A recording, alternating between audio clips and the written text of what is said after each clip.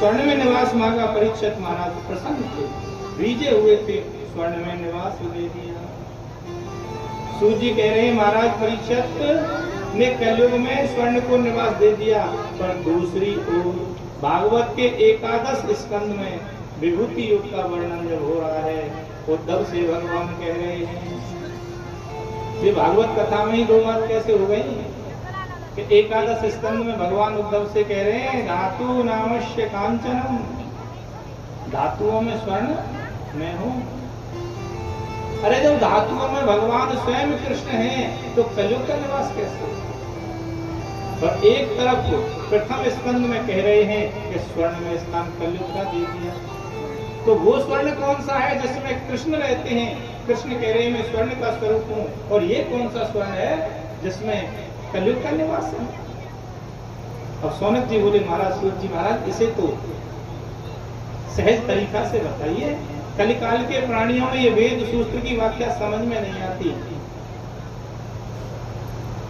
धातुओं में स्वर्ण मेरा स्वरूप है, उसमें मेरा निवास है। अब भागवत में ही कह रहे हैं कि स्वर्ण में कलयुग का निवास है, भागवत में भगवान कह रहे हैं कि मेरा निवास है, ये विभेद कैसे? इसका समाधान यह है कि जो स्वर्ण धर्म के साथ ईमानदारी से संचित किया गया है उसमें भगवान स्वयं साक्षात श्री कृष्ण का निवास है। जो छल कपट से कमाया गया स्वर्ण है उसमें कलयुग का निवास है। बोलिए राधे राधे।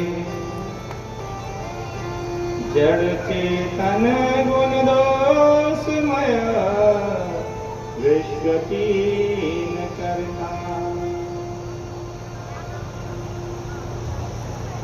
अरे जो ईमानदारी से कमाया गया स्वर्ण है उसमें भगवान कृष्ण का निवास है, और जो छल कपट से कमाया गया है उसमें कलयुग का निवास है।